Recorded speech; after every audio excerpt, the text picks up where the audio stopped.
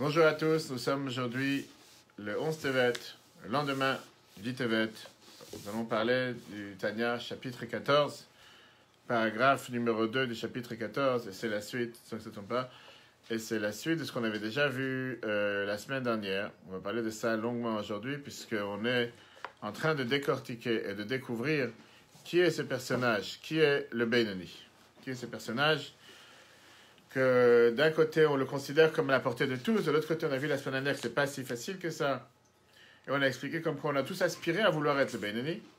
Et même si on doit tous aspirer à vouloir être le Benoni, on ne doit pas aspirer à vouloir être un tzaddik, parce qu'un tzaddik c'est pas dans la portée de tous, pas forcément tout le monde peut arriver à être un tzaddik. D'accord. On va revenir à ce qu'on a vu au début du premier chapitre. Premier chapitre, on avait vu le fameux serment, la fameuse shvoua.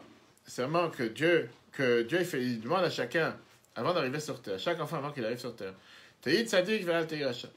Sois un tzadik et ne sois pas un racha. Et la question qui dérange, c'est qu'apparemment cette joie, c'est une joie à double tranchant qui veut dire exactement la même chose. Parce que si tu es un tzadik, tu ne peux pas automatiquement être un racha. On ne peut pas te demander soit un tzadik et ne sois pas un racha. Ça va de soi. Les deux vont ensemble. Aujourd'hui, on va parler sur justement cet effet de qu'est-ce que ça veut dire être un tzaddik. Qu'est-ce que ça veut dire quand on demande à chacun d'être un tzaddik. Et surtout, on va voir ensemble qu'est-ce que ça veut dire les ambitions qu'une personne peut avoir. Est-ce qu'on doit avoir des grandes ambitions? Est-ce qu'on doit avoir des petites ambitions? Est-ce qu'on doit ne pas avoir d'ambition tout court? Qu'est-ce qui est préférable? Pourquoi c'est important d'avoir des ambitions? Et qu'est-ce que tu gagnes en ayant des grandes ambitions ou des petites ambitions?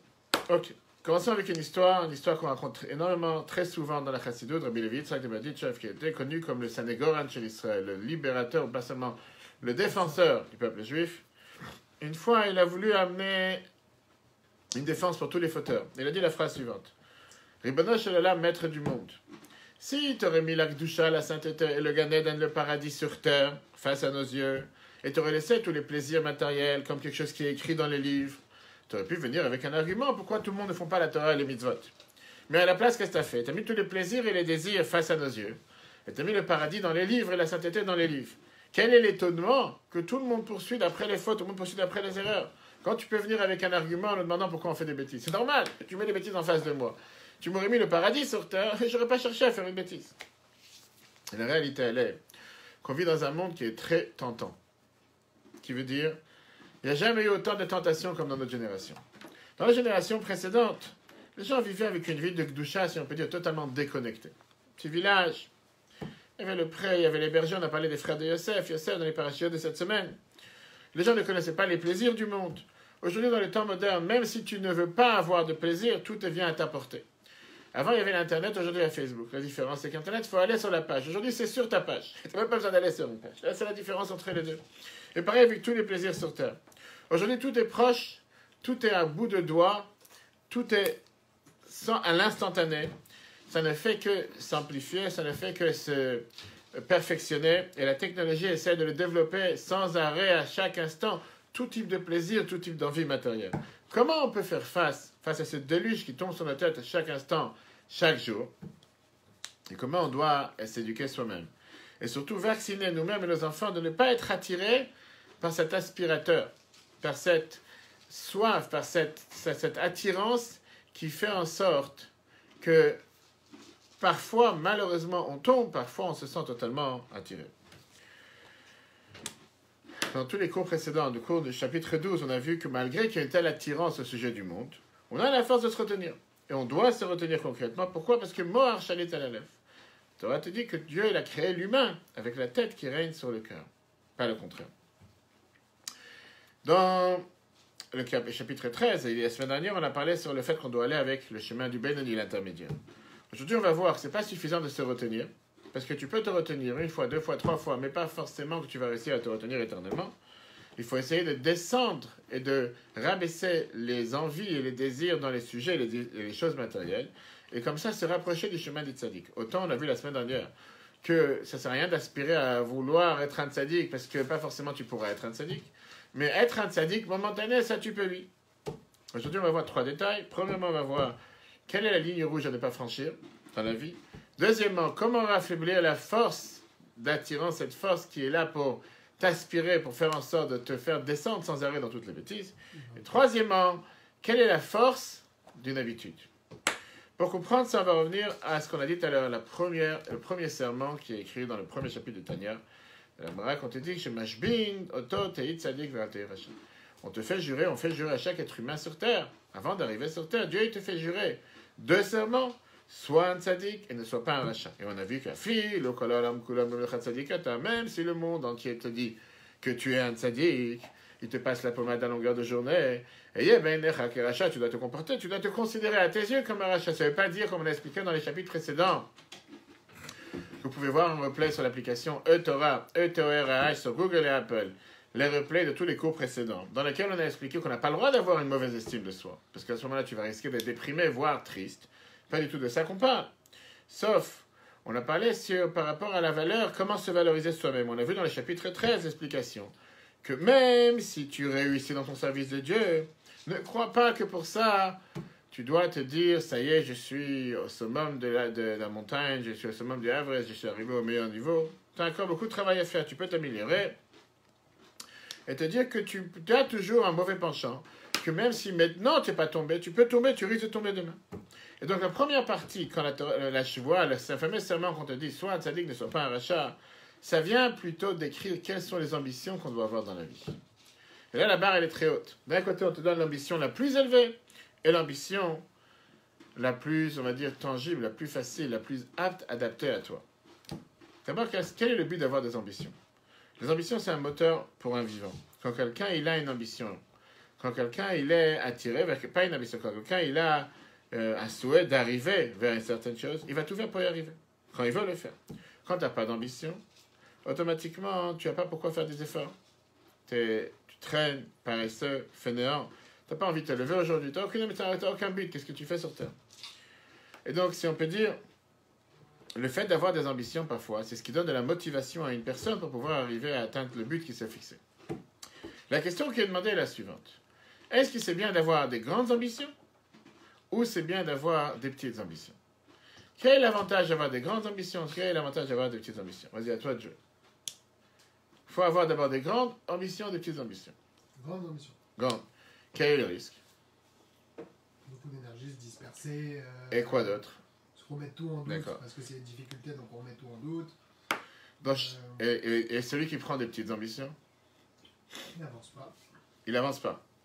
Dans chacune des deux, il y a des qualités et des défauts. Quand tu parles de prendre des grandes ambitions, qu'ils essaient de faire sortir de la personne son maximum, le meilleur, c'est un avantage. L'inconvénient, il est que parfois, quand tu prends de trop grandes ambitions, tu risques de ne jamais y arriver. Tu risques de ne jamais y arriver, automatiquement, tu risques d'arriver à une déception, voire tomber. Du fait que tu as pris une ambition trop grande, et tu n'es pas arrivé à la fin. Et automatiquement, tu vas te dire, quoi, je vaux tellement rien, je ne suis même pas capable de prendre quelque chose sur moi, la vérité, je n'ai même pas réussi. Quand tu prends des petites ambitions, l'avantage, c'est que c'est beaucoup plus proche de la réalité de ce que tu peux faire. C'est une ambition, mais c'est une petite ambition. De l'autre côté, c'est aussi problématique. Pourquoi? Parce que depuis le départ, quelqu'un va se demander seulement le minimum, sans faire des efforts de vouloir arriver à essayer de tirer, de faire sortir de lui-même le maximum de ce qu'il peut faire. Donc, dans chacune des deux, il y a un bien et un inconvénient. Et ça, c'est énormément important dans le service de Dieu. Et c'est ça, si on peut dire, dans lequel le Tanya nous parle. Dans les termes de Tanya qu'on a vu la semaine dernière, on a 3 différents types de personnages. Ce qu'on va dévoiler aujourd'hui, c'est que nous sommes les 3 personnages. Pas seulement tu as 3 différents personnages. Chacun de nous, nous avons ces 3 personnages à l'intérieur de nous chaque jour. 3 étiquettes différentes. Le tzaddik, le benoni et le rachat. Le tzaddik, c'est quelqu'un qu'on a vu qui est totalement libéré de tous les envies matérielles. Et il a même un rejet, un dégoût face aux choses matérielles. L'amour de Dieu remplit tout son être et toute son existence. Le benoni, l'intermédiaire, c'est quelqu'un qui aime le monde, qui a une attirance vers les plaisirs du monde.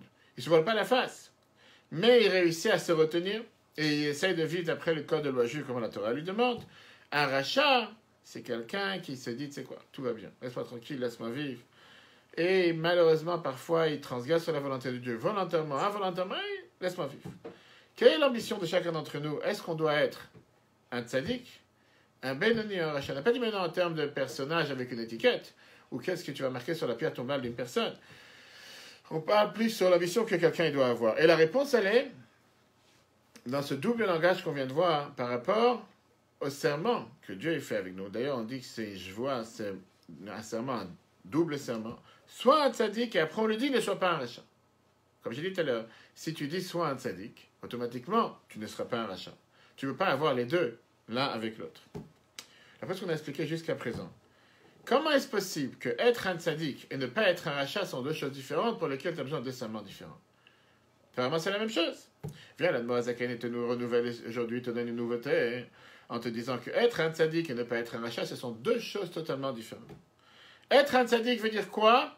Avoir un rejet, un dégoût du mal, comme le tzaddik. Un rachat, ça veut dire qu'au moins ne soit pas un rachat. Ça ne veut pas dire être un tzaddik.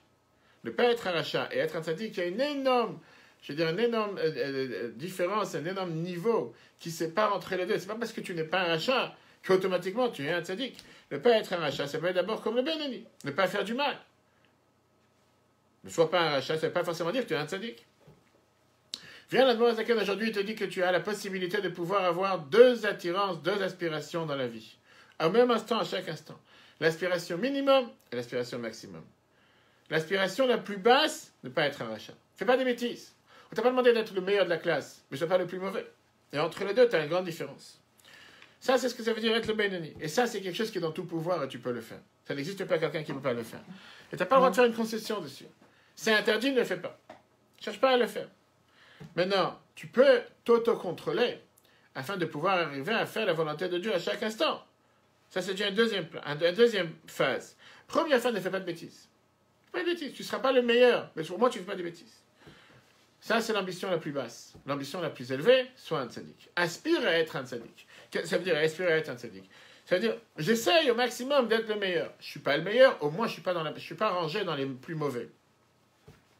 Pas se suffire avec juste retenir, mais d'essayer le maximum de perdre ce goût, de perdre cette envie, de perdre cet enthousiasme dans tous les plaisirs du monde. Quelle est la différence entre les deux? C'est très simple. Quand je dis j'ai une aspiration la plus basse, la minimale qui est ne pas être un rachat, ça c'est la ligne rouge. Je n'ai pas le droit de faire des bêtises. Je ne peux pas faire quelque chose de mal. Être un tzaddik, c'est quelque chose qui est déjà, si on peut dire, c'est la cerise sur le gâteau. Je te fais un gâteau au chocolat avec des fruits dessus. Le minimum, la base, il faut que j'ai de la farine et du chocolat. Oui, des œufs, de l'eau. Mais ça, c'est le minimum pour avoir un gâteau. Après, tu vas rajouter de la crème, tu vas rajouter de la chantilly, tu vas rajouter des fraises, peu importe, ça c'est au-dessus. Si tu les as pas, c'est pas grave. Le gâteau, il est là. Il serait pas aussi beau que tu l'as voulu, mais le gâteau, il est là. Mais si tu n'as pas la base, tu n'as pas la farine, tu n'as pas des œufs, tu n'as pas de l'huile, tu n'as pas de l'eau, tu n'as pas de gâteau, tout court. Ça, c'est la différence. C'est avec ça que le mot va nous dire dans le prochain paragraphe, deuxième paragraphe du chapitre 14, comment on doit regarder les plaisirs matériels? Comment on doit regarder les plaisirs du monde? Si tu n'arrives pas à développer un rejet ou un dégoût de tous les plaisirs, comme le tzaddik, et ça c'est d'ailleurs ce que le tzaddik il est capable de faire, on ne t'a pas demandé de faire une chose pareille, et tu as une énorme attirance, un énorme amour face à toutes ces choses-là, en deux mots, tu n'arrives pas à être un tzaddik, fais au moins le minimum. Le minimum, c'est quoi? Retiens-toi comme un Benoni. Tu ne vas pas faire des bêtises. Tu peux me dire, je ne vais pas arriver à être le citoyen le plus exemplaire. Peut-être. Mais tu ne dois pas aller forcément casser des choses. Et entre les deux, il y a ce qu'on appelle le Benoni. Et c'est ça que le Moazaken t'explique dans ce prochain paragraphe. Pourquoi on a ce double langage dans ce serment? Soit un tzaddik et soit pas un rachat. C'est pas que c'est la même chose, apparemment c'est de la perte de temps. Non, c'est deux choses totalement différentes. L'aspiration minimale et l'aspiration maximale. Puisque tu n'as pas forcément le choix d'être un tzaddik, comme on l'a dit tout à l'heure, on a vu la semaine dernière, que ça m'a donné Shamot très élevé, que Dieu les a envoyés sur terre, qu'ils ont la possibilité de devenir un tzaddik. Et tu n'as pas forcément ce choix de pouvoir haïr le mal totalement, sincèrement, H24. Viens au moins avoir la deuxième partie de la serment qui ne soit pas un rachat. Qu'est-ce que ça veut dire ne soit pas un rachat? Au moins sois un Benoni. Maintenant, on va comprendre le double langage du serment. Tzadik soit un tzaddik, rachat ne soit pas un rachat. A priori, c'est étonnant. Puisque je m'achbim, toi t'es tzaddik. Puisqu'on fait jurer à la personne soit un tzaddik. La matrichim l'achbiot chez le rachat. Pourquoi on a le devoir de lui faire jurer une deuxième chose qui est ne soit pas un rachat? C'est la même chose, soit un tzaddik, c'est pas un rachat. Et là, viens la demande quand tu dis que non. Michoum, en réalité,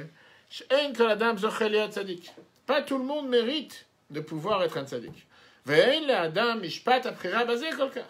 Pas tout le monde a forcément le libre arbitre pour pouvoir choisir d'être un tzaddik, comme on l'a vu la dernière fois. Qu'est-ce que ça veut dire être un tzaddik?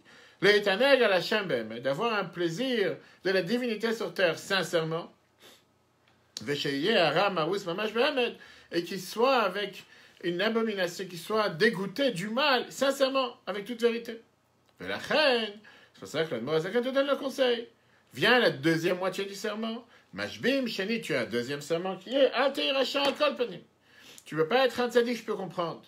Minimum, soit au moins, ne sois pas un rachat. Chez Bazé, parce que dans ça, tu n'as pas d'excuse.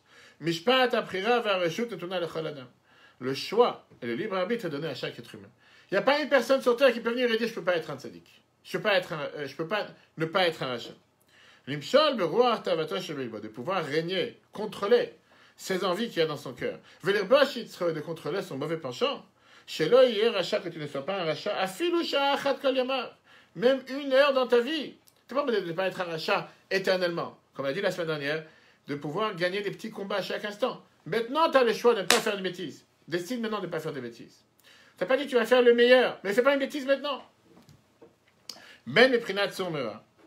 Soit dans le niveau qui est sourmera de s'éloigner du mal. Ben le prinat va à soit dans ce qui est faire du bien. Vein tov et la Torah. On sait très bien que le bien c'est la Torah. Dehainu qui veut dire Talmud Torah shekeneged kulam. Étudier la Torah qui ressemble exactement comme toutes les mitzvot, comme on dit tous les matins dans la prière.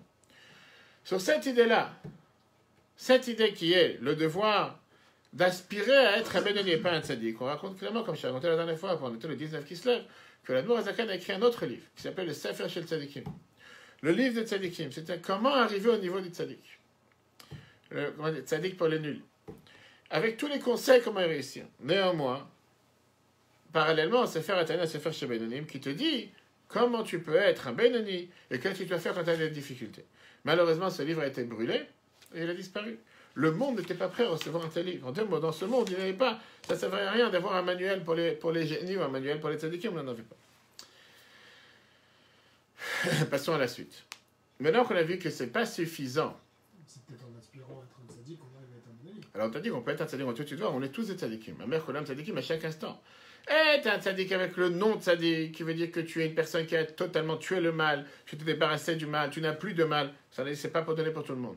Mais gagner la victoire à chaque instant, au moment où tu décides de faire tchouva, tu es un tzaddik amour. On a vu la Gemara Kiddushin qui te dit que quelqu'un qui est un rachat, qui est une mauvaise personne, et qui décide de se marier avec une femme à condition qu'il ait un tzaddik, il est considéré que le mariage y tient. Pourquoi? Parce que ça se peut qu'il a fait tchouva en un instant, il est devenu tzaddik. On peut tous être un tzaddik momentané. D'accord? La question elle est comme ça. Donc on a dit c'est pas suffisant de pouvoir se contrôler, se retenir comme le Benoni, mais tu dois inspirer aussi à vouloir faire descendre cette motivation, ces envies, cette passion que tu as pour les envies et les plaisirs matériels, comme le tzaddik. Comment on fait une chose pareille? Comment on peut réussir? Apparemment, les envies et les passions, ce sont des choses qui c'est comme pas toi. J'ai envie, je peux pas gérer ce que j'ai envie ou pas.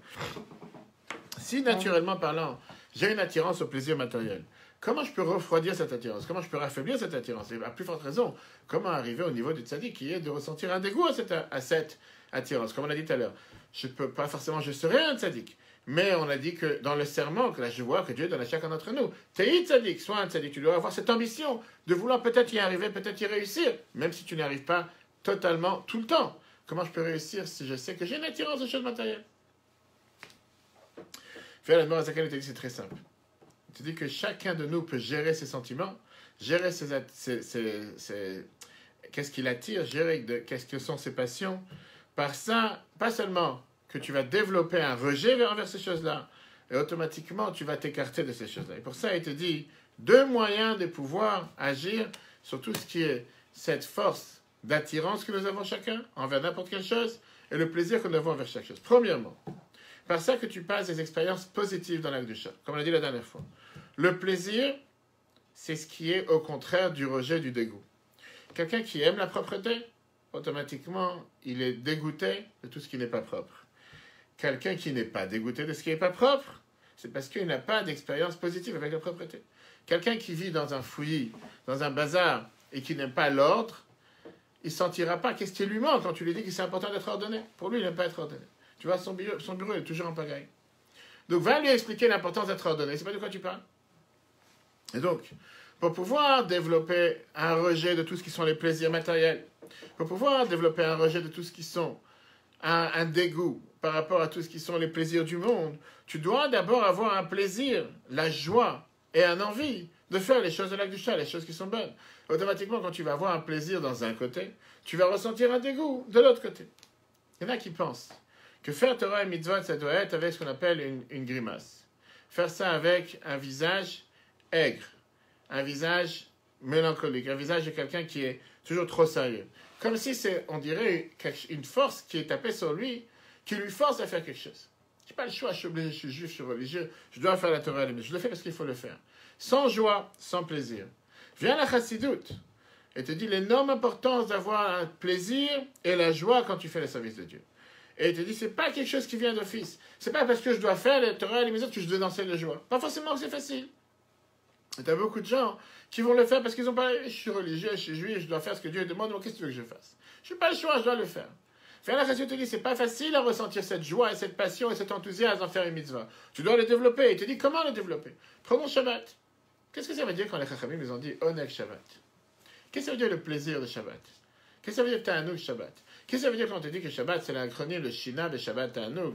Dormir Shabbat c'est un plaisir. Sicha be Shabbat Ta'anoug. Apprendre Shabbat, c'est peu importe. C'est différent. Si Shabbat pour toi c'est quelque chose qui est un jour d'enfer, qui veut faire Shabbat? Qui veut rentrer dans l'enfer? Qui se dit que Shabbat c'est un jour où il n'y a que des interdictions, que des interdits? On ne peut rien faire.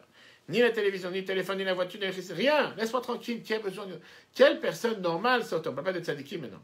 Quelle personne sur terre normale, tu vas lui dire, tu sais quoi mon fils, viens rentrer dans l'enfer avec moi. Viens aujourd'hui, je te promets, tu vas vivre le meilleur moment de ta vie. Enfer 24 heures. Fais-toi fou. J'ai des choses plus intéressantes à faire. Match de foot avec mes copains, j'ai une soirée avec mes copains, j'ai une boîte de... Laisse-moi tranquille, qu'est-ce que je suis besoin d'en faire? Ça c'est par rapport à Shabbat. Prenons Kasher. Prenons les relations conjugales. Prenons n'importe quelle chose. Si la Torah elle est présentée comme un moment d'enfer, quelque chose d'une frustration, quelque chose que je le fais parce que j'ai pas le choix. Oui, je suis juif, je dois écouter Dieu. Malheureusement, qu'est-ce que tu veux? J'aurais bien voulu ne pas l'être. Tu n'as jamais réussi. Viens le Barazek et te dit, fais un Shabbat, donne du plaisir à Shabbat. C'est du plaisir à Shabbat. Que ce soit du bon manger, une bonne atmosphère. La famille et la science, la famille se retrouvent, des paroles de Torah à table.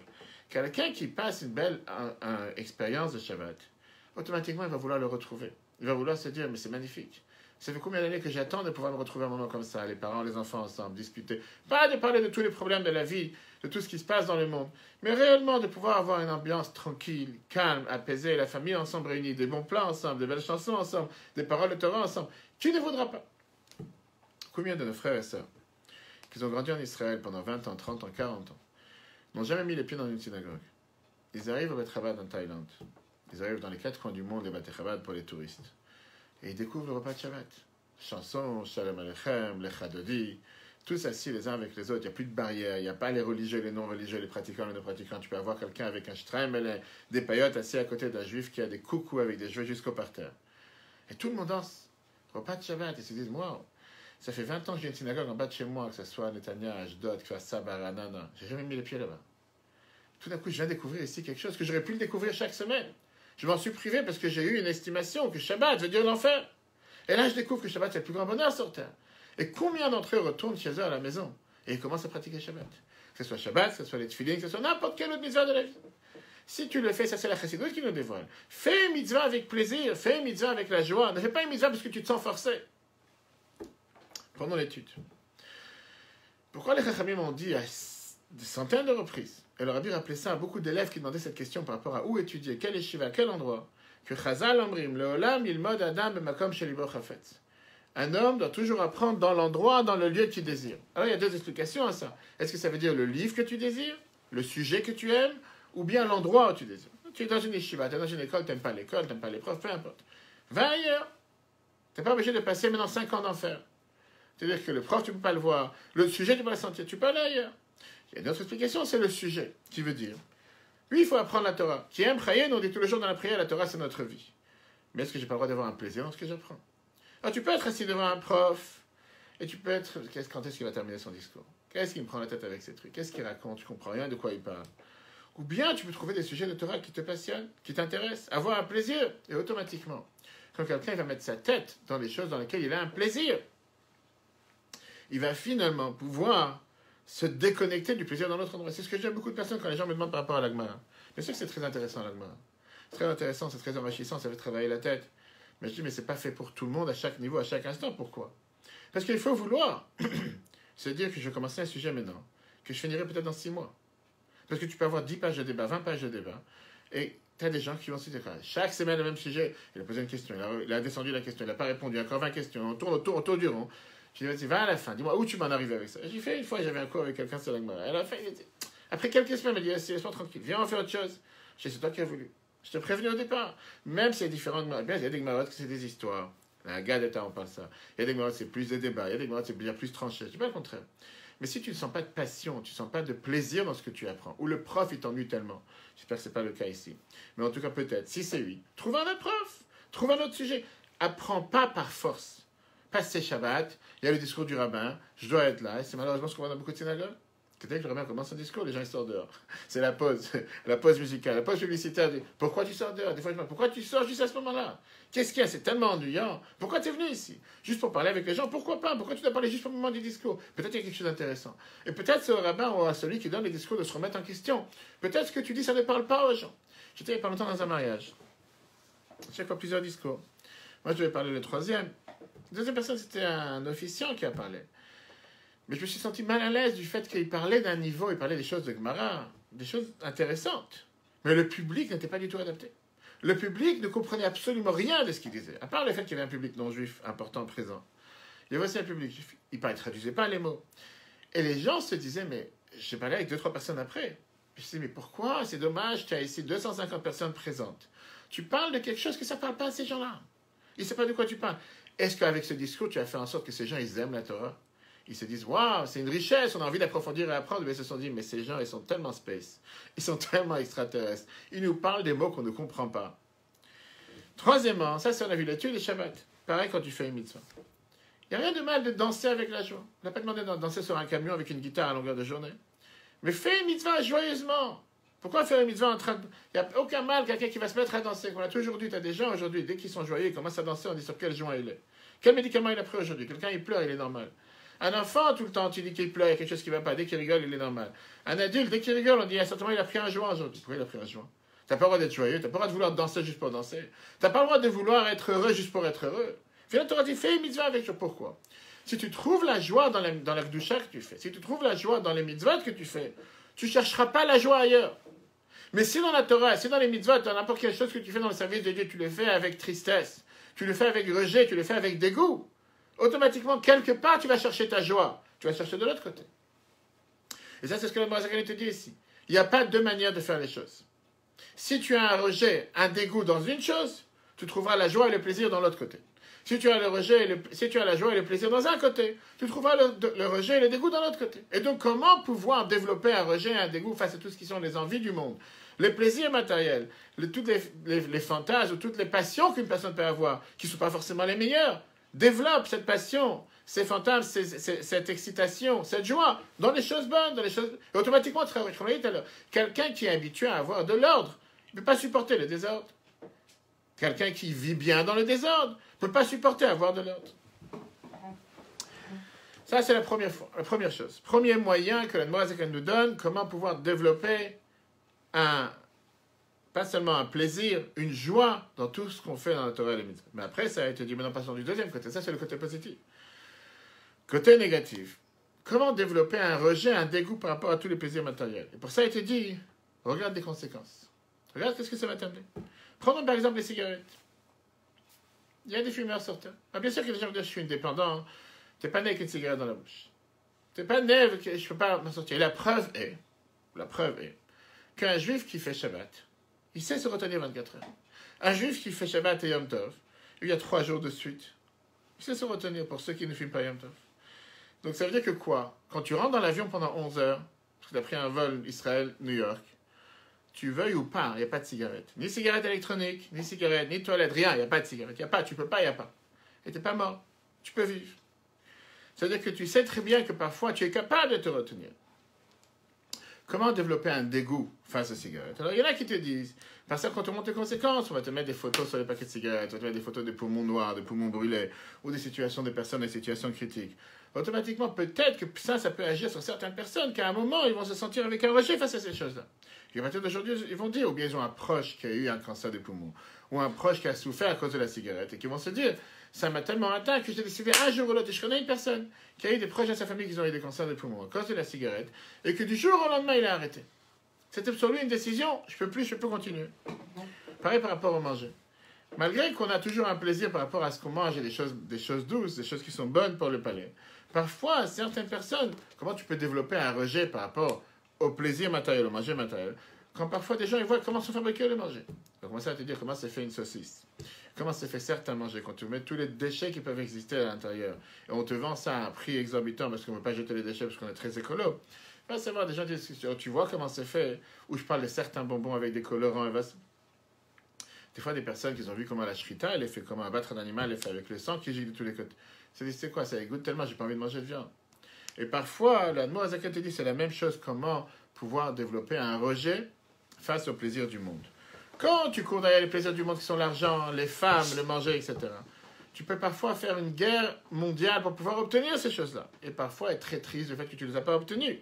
Mais quand tu penses un instant, qu'est-ce qu'on veut de tout ça? Qu'est-ce qui reste avec tout ça? Et tu dis d'abord commencer avec le manger.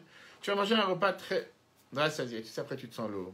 Parfois tu as bu tellement d'alcool, tu ne peux plus conduire, tu ne peux plus réfléchir. Et parfois tu te dis, qu'est-ce qui va sortir de tout ça? C'est des déchets dans les toilettes. Oui, ton corps il va vivre, etc. Parfois tu te dis, je me sens mal, j'ai des brûlures d'estomac, je n'ai pas bien respiré, j'ai pris du poids. Quand quelqu'un réfléchit de cette manière, automatiquement il sent un rejet. Ça ne veut pas dire que pour ça il faut devenir anorexique. Ça ne veut pas dire que tout d'un coup il ne faut plus rien manger ni boire. Mais parfois c'est ce qui peut faire en sorte de développer un rejet, un dégoût face aux différents plaisirs. Pareil, la mort il continue si c'est par rapport à tout ce qui est ce qu'on appelle le désir de femme. D'avoir des rapports avec des femmes. Quelqu'un va réfléchir. À quoi ça peut l'emmener? Dans quelle situation ça peut le faire descendre?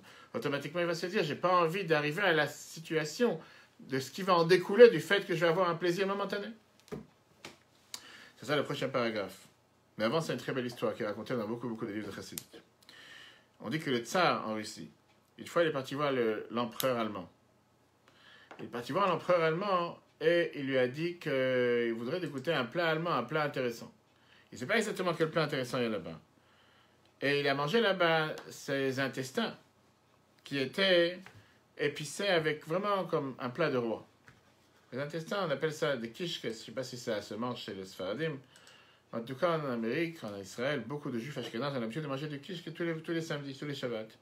Alors aujourd'hui, tu as des intestins qui sont végétals, c'est pas du tout d'origine, mais il y en a qui sont d'origine. Il était tellement émerveillé de ce qu'il a mangé comme plat, il a demandé qu'on lui donne la recette, comment préparer cet intestin pour le manger chez lui à la maison.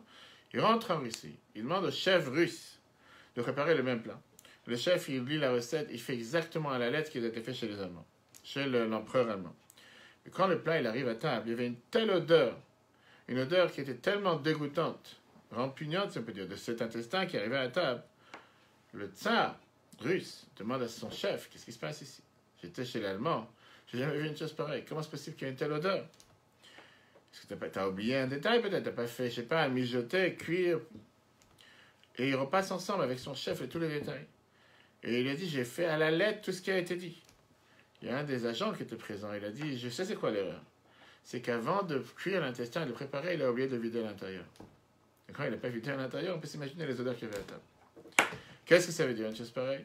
Donc quelqu'un réfléchit quelles sont les conséquences de parfois baigner dans les plaisirs et les désirs. Quand il voit la finalité de la chose, il ne va pas être attiré à cette chose. Tu vois, la Moazakane te dit comme ça, c'est pas suffisant d'être un Benoni, Alteir Achar, mais il faut essayer d'essayer d'être un tzaddik. Et pour ça, il faut fixer des temps. Fixer un temps dans lequel tu dois méditer sur tout ce qui peut parfois t'amener jusqu'à les niveaux les plus bas, les choses les plus grossières. Et au final, tout ça va finir à la poubelle, tout ça va finir à être des ordures. Et de l'autre côté, pas seulement développer le mauvais côté, développer le bon côté, renforcer le plaisir et la joie en faisant des bonnes choses. Mais néanmoins, tu dois fixer des temps. La chute est ben afshot qui veut dire de réfléchir, méditer. Comment tu peux être moasbera? Comment tu peux rejeter le mal et les mauvaises choses? Comme dans le conseil que nos sages nous dit, Isha par rapport aux femmes, que parfois c'est des récipients qui sont pleins de choses abominables. Pas forcément qu'on est en train de parler que les femmes c'est quelque chose d'abominable. Mais des fois les rapports que tu peux avoir, les choses que tu peux faire, peuvent être des choses abominables. ou Kiraï Gavna, etc. Vechen, Kol, Minematamim, toutes sortes de plats, de plaisirs, ou ma'adanim, délicatesses. Naasim, car Chemet Malé, on devient à cause de ça comme un ustensile plein d'extréments, parce qu'au final tout va à la poubelle. Vechen, quand tu as un nougat, la mazé pareil, avec tous les plaisirs de ce monde matériel. Et Chacham, la personne intelligente voit quelles vont être les conséquences, quel est le futur. Chez Sofan, l'Irkov qui vont finir par pourrir. Voliot, Rima pas être des verres et des poubelles. Et donc, par ça, il peut développer un sentiment négatif face à tous ces plaisirs matériels. De l'autre côté, vers Heper, et l'inverse, les Itanek, dans le côté positif, avoir du plaisir. Velismor Bachem. Et avoir une joie en Dieu. Allez, c'est bonne et par ça que tu médites. Bigdulat, dans la grandeur de Dieu qui est infini, fuir quand ta possibilité. Là, on a appris quelle est l'importance d'avoir une expérience positive dans la Torah. Et qu'automatiquement, quand tu as une expérience positive, tu rejettes une expérience négative. Et on le voit ça, les shluchim, avec tous les juifs avec qui on peut avoir affaire. Des juifs qui sont tellement loin parfois. Mais quand ils développent une expérience positive, spirituelle, joyeuse, automatiquement, ils vont avoir un rejet face à quelque chose de négatif. On raconte sur un juif qui a eu un contact une fois, qu'est-ce que tu cherches? Qui a eu un contact une fois avec une personne, une jeune fille qui n'était pas juive, qui voulait se marier avec elle. Les parents ont essayé de parler, mais ils n'ont pas réussi à faire en sorte qu'elle se détache de cette personne. Ils ont décidé de la faire rencontrer avec le rabbi de l'Elov, un des groupes chassidiques, parce que la famille était en contact avec lui. Et ils ont demandé au tzaddik, essaye de faire en sorte que notre fils se détache de cette attirance vers cette personne. C'est pas pour lui. Et de toute façon, il ne va pas se marier avec elle. Le fils, il voyage chez le rabbi de l'Elov. Et il accepte avec énorme grande joie, grande amitié. Et il va dans le balcon, il discute avec lui sur tous les sujets, il ne parle pas un mot sur le futur mariage. Il rentre à la maison, les parents disent, nous alors, comment s'est passée la visite avec le rabbi de l'Elov? Ils étaient dégoûtés. Il n'a pas parlé un mot du sujet, pourquoi il est parti. Mais c'est bizarre, il a eu une demi-heure, une heure avec lui, pourquoi il n'a pas pu en profiter pour lui parler, comment c'est mal, comment c'est mauvais, etc. Donc ils vont voir le rabbi de l'Elov et leur demandent, le rabbi de l'Elov demande aux parents, qu'est-ce que votre fils a raconté de la réunion? Et il a dit, c'était super sympa, il a dit. Il se sentait tellement à l'aise dans ta compagnie qu'il a dit qu'il t'adore. Le rabbi de l'Elov, il a répondu, il dit, je suis très content, parce que si, même à moi, il n'aimera pas elle. Si tu contrebalances, si tu amènes une expérience positive, une expérience joyeuse dans le côté de l'Akdusha, dans le côté des mitzvot, automatiquement, il n'y aura pas d'expérience de joie et d'enthousiasme dans les côtés qui comptent les mitzvot. Tout ça, c'est très beau, comme d'habitude, beau discours, mais la réalité, elle est que c'est loin de chacun d'entre nous. Parce qu'on a dit comme ça, vouloir aspirer à être un tzaddik, ça fait partie de la joie que chacun y reçoit. T'es tzaddik, soit un tzaddik, oui, c'est bien, il y a un problème. Parce que quand je te demande d'avoir une aspiration concrète, ne se fais pas aspirer à vouloir gérer la planète. Tu ne vas pas pouvoir le faire. Tu peux contrôler par contre tes mauvais penchants, comme on l'a vu tout à l'heure dans le cours précédent. Mais là, on te dit de développer un rejet, un dégoût au plaisir matériel, à l'apparence, ça a l'air d'être quelque chose qui est impossible à faire. Parce que même si tu vas réfléchir que manger ce gâteau, demain il va finir dans les toilettes, nous, on est humains qui se chient. Heureusement que Dieu a créé le système, et même une bénédiction quand on sort des toilettes. On fait Hachayatza, on remercie mon Dieu de nous avoir créés avec différents vaisseaux, différents canaux. Remerciement à Dieu. Pourquoi? Qu'est-ce qu'il y a de mal? Même si tu vas développer des expériences positives, joyeuses dans l'Akdusha, il y a la fameuse phrase que le Chumash Bereshit, tu t'es dit tout au départ, Yetzer lev Adam ram minura, qui veut dire le penchant de la personne, il est mauvais depuis sa naissance. Que tu veuilles ou pas, je suis né avec un mauvais penchant. J'ai une attirance matérielle. J'ai toujours cette nature qui fait que je veuille ou pas, j'ai cette mauvaise attirance.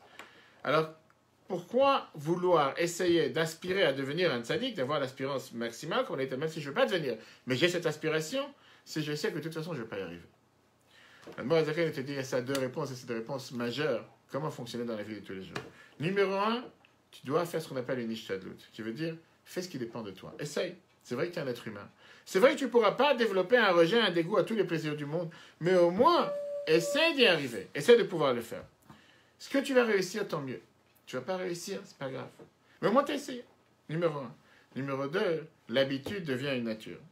À part le fait que tu as la possibilité d'influencer sur la nature avec laquelle tu es né, quand tu t'habitues à faire quelque chose, comme la Tanya te répète plusieurs fois, Hergel na setava. Le fait de s'habituer à faire quelque chose, ça devient une deuxième nature. C'est-à-dire quand tu t'habitues à faire quelque chose, ça devient ta nature, même si au départ ta nature de naissance était différente. Le fait que tu t'y habitues automatiquement. Quand tu vas t'habituer à ressentir un rejet, un dégoût de plaisir matériel, automatiquement ça va devenir une partie de ta nature. Et la prochaine fois, ça va moins te déranger. Ça va moins avoir d'attirance avec. Regarde ce que la Moazakane te dit dans le prochain paragraphe. comme on a dit, les deux clés, faire tout ce qui dépend de toi et habitude devient nature. Et troisièmement, Dieu va t'aider, par ça qu'il va voir que tu fais des efforts à pouvoir réussir, par ça que tu vas être attaché avec un tzaddik. On revient à ce qu'on a dit dans le chapitre 2 de Tanya, que le fait que le tzaddik c'est la neshama générale, en priant sur la tombe d'un tzaddik, en s'attachant avec les études du tzaddik, c'est pas qu'on va prier sur un mort, que ça c'est 100% interdit, mais on demande à tzaddik, comme toutes les prières qu'on fait sur la tombe d'un tzaddik, sur le du Rabbi, comme on a parlé ce Shabbat, le fait de demander au Rabbi d'interpeller Dieu pour nous, que c'est l'intermédiaire entre nous et Dieu, parce qu'il est beaucoup plus proche de Dieu. Par ça, je suis en contact avec un tzaddik qui va me donner les forces de pouvoir me battre contre mon mauvais penchant, avec beaucoup plus de force et de fermeté que si je l'aurais fait tout seul. Je te dis malgré que tu sais clairement, je sais pertinemment que je ne vais jamais arriver à ce niveau de pouvoir rejeter, d'avoir un rejet vers le mal et d'avoir un plaisir envers Dieu. Qui me dit mionnot? Elle te dit clairement, c'est seulement des simples illusions. Afal piken. Néanmoins, où il y a assez, je fais ce qui dépend de moi. Le kayem est à jouer pour accomplir ce serment. Shemash beim te tzadik, on te fait jurer, sois un tzadik. Va Hashem yaaseh ator beinav. Et Dieu, il fera ce qui dépend de lui. Ve'od. Un deuxième point, comment il te dit comment réussir. Cher, l'alcool d'avoir l'habitude sur chaque chose. Shilton, ça devient comme un royaume, tu veux dire, naaseh tevasheni. Ça devient une deuxième nature. Quand tu vas t'habituer à être dégoûté du mal, mais au final, tu vas voir un petit rejet, tu vas voir un petit dégoût. Quand tu vas t'habituer à te réjouir ton âme dans Dieu, quand tu vas commencer à méditer dans la grandeur de Dieu, t'as pas un réveil d'en bas, il y aura le réveil d'en haut. Tu veux dire, Dieu, il va voir l'effort que tu fais. Et peut-être, après tout ça, Dieu va t'envoyer une aspiration divine d'en haut. Et tu vas mériter à cette attribution de l'aspiration divine d'un tzaddik qui va, si on peut dire, s'enfanter, qui va venir s'infiltrer à l'intérieur de toi. La vod et Hashem et simcha amiti, de servir Dieu avec une vraie joie, une vraie passion. Que dire-t-il, comme c'est écrit, simchu tzadikim b'Hashem, réjouissez-vous les tzadikim dans Dieu. Vetit kayem bo be'emet, à la finalité va s'accomplir chez toi réellement. Ashvoa, le serment, shemashbim, conjure, tei tzadik, soit un tzadik. Quelle est la conclusion de ce qu'on vient de voir aujourd'hui? On parle ici de deux personnages différents. Deux sortes de serments différents qui sont pour chacun d'entre nous. Soit un tzaddik, ça veut dire que tu dois faire tout ce qui dépend de toi pour haïr le mal, par ça que tu médites comment haïr le mal. Un tei rachat, ça ne veut pas dire que tu es arrivé au niveau d'un tzaddik, mais au moins ne sois pas un rachat, sois un benoni. Contrôle-toi toi-même. On finit avec ça le 14e chapitre, dans lequel on a appris deux aspirations. D'un côté, on nous demande d'être un benoni, de contrôler son penchant à la totalité. Tu dois être en contrôle. Tu n'as pas le droit d'être contrôlé. Et c'est pour ça qu'il ne faut pas boire d'alcool. Parce que quand quelqu'un il prend de l'alcool ou des gens, quoi que ce soit, il n'est plus en contrôle de soi-même. Mais ce n'est pas seulement matériellement, spirituellement parlant. De l'autre côté, tu dois avoir une aspiration, oui, une aspiration élevée à vouloir être un tzaddik. Même si je sais que je ne vais jamais être, peu importe, tu dois vouloir devenir un tzaddik. Et par ça, tu enlèves les désirs et les plaisirs que tu as dans les sujets du monde. Mais comment on peut le faire? Et là, on va voir, comme on l'a dit tout à l'heure au départ, et ça c'est la fin de ce chapitre, que l'Admorazaken te dévoile que nous sommes tous les trois personnages à la fois. Pas bipolaire, tripolaire, ça se dit. Beaucoup d'entre nous, on est loin d'être un tzaddik. Et parfois, on est aussi loin d'être un bénéni. Il faut l'avouer. Pouvoir être en contrôle à chaque instant, c'est difficile. Parce que parfois, tu es fatigué d'être en contrôle. Parfois, tu n'as pas la tête pour être en contrôle. Apparemment, on a commencé le chapitre en disant « Va bénéni midat koladam ». Chacun peut être un bénéni. Facile à dire. On ne va pas me demander d'être un bénéni de traduction, moi de 50 mitzvot, de 50 avéras. Parce que le moment où tu fais une avéra, comme on l'a dit tout à l'heure, automatiquement, tu es un rachat. On a parlé d'être en contrôle, de pouvoir développer quelque chose un rejet face au plaisir matériel, même si j'arrive pas à le faire sans arrêt. Comment on peut le faire? On va voir comment la Noazaken te dit que ces trois choses, c'est pas trois personnages différents, bien sûr qu'ils existent, mais dans l'intérieur de chacun d'entre nous, on a un mélange de ces trois personnages ensemble. Pourquoi? Parce qu'on parle de trois manières de pouvoir faire face au monde. Par exemple, premier exemple, on a dit le tzaddik vetovlo. Qu'est-ce que ça veut dire un tzaddik vetovlo qui fait que du bien, qui n'a pas du mal? Il y a des mitzvot dans lesquels nous sommes tous tzaddik vetovlo, qu'on adore les faire. Pour certains, manger l'après la Shabbat, je sais pas, c'est pas le plaisir ultime que quelqu'un peut avoir. Faire une mitzvah, quelqu'un va se dire, c'est la meilleure mitzvah. Il ressent Il n'y a rien qui va l'arrêter pour face à une telle mitzvah. Il y a des péchés que chacun d'entre nous rejette, dégoûte à 1000 degrés. Donc si on parle de ces choses-là, on est un tzaddik vetov à ce moment précis. Tant le tzaddik verra l'eau. C'est quoi le tzaddik verra l'eau? Il y a certains péchés qui nous développent, on a un certain dégoût envers eux, mais en fin fond de notre cœur, on a encore une attirance vers eux. De temps en temps, ça c'est un tzaddik verra l'eau. Le mal existe encore. Benoni, il y a des mitzvot qu'on n'a pas envie de faire, sans se voiler la face. Et néanmoins, on le fait. Pas parce qu'on a envie, parce qu'il faut les faire. Il y a des péchés qu'on veut faire, et néanmoins, on s'empêche de les faire. Ça, c'est le niveau Benoni de chacun d'entre nous. On a le rachat vetov, là. On a des péchés qu'on trébuche malheureusement en faute, mais néanmoins, on a des remords après. On se sent mal à l'aise. On n'aurait pas voulu les faire. Après qu'on les a fait, on regrette qu'on n'aurait pas dû les faire. Et tu as le rachat veralo qui est à l'intérieur de chacun d'entre nous. Il y a des péchés qu'on fait sans aucun remords. Parce qu'on ne pense pas que c'est un problème. Qu'est-ce que j'ai déjà fait? Qu'est-ce que j'ai déjà fait comme mal? C'est pas la fin du monde. Et c'est ce que la Torah, tu dis dans la parashat Eikev, les fautes qu'on écrase avec notre talon. C'est pas la fin du monde, c'est pas si grave que ça. Quel est le rôle de chacun d'entre nous? D'essayer de monter de niveau en niveau, à chaque étape. De passer du rachat véral au du rachat qui a encore du mal, au rachat vetov, qui ressent le bien, de celui qui est le tov, à passer au bénéni, du bénéni au tzaddik véral, au tzaddik vetov. Ça veut dire, les choses dans lesquelles je sais que depuis le départ, je transgresse la volonté de Dieu, ça n'avait même pas une idée de vouloir se retenir, comme le rachat, je vais passer au niveau prochain. Par rapport à cette chose-là, je vais essayer de me dire, c'est quoi? Un certain retenu. Je ne vais pas aller le faire directement. Peut-être une fois, je ne vais pas le faire. Les choses dans lesquelles que je me retiens, je ne les fais pas, mais je n'ai pas d'attirance envers ces choses-là, j'aime pas faire cette mitzvah, mais je le fais quand même. Je vais élever d'un autre niveau pour me dire, je vais passer à la tape au-dessus, qui est les faire, mais pas parce que je dois les faire. Les faire avec une joie, avec une passion. Et comme ça, on va pouvoir, au fur et à mesure, développer ce rejet vers les mauvaises choses et l'envie et la passion vers toutes les bonnes choses. Ça, c'est la fin de ce chapitre 14. La semaine prochaine, on commence un nouveau sujet, qui est les 3 prochains chapitres, 15, 16, 17. Puisqu'on vient de voir jusqu'à présent comment le bénéni doit s'autocontrôler, matériellement, superficiellement, avec pensée, parole et acte. Maintenant, on va parler de tout ce qui est le travail interne. Le travail interne qui est la tête et les sentiments. Dans le 15e chapitre, on verra quel est le service de Dieu, comment on doit méditer pour développer ses sentiments, et pas se suffire de faire les choses seulement techniquement, machinalement parlant comme un robot.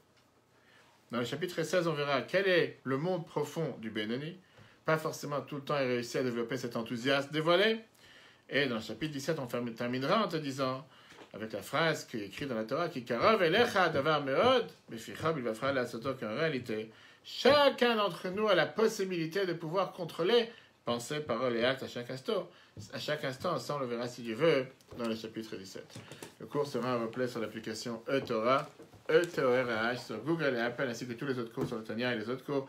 Si Dieu veut, à 6h30 aujourd'hui, un cours au Betrabat des étudiants sur la procréation, l'avortement et pourquoi avoir des enfants, en préface à la paracha la semaine prochaine, Shemot. Ce soir, à 20h45, un cours au Betrabat de Romainville.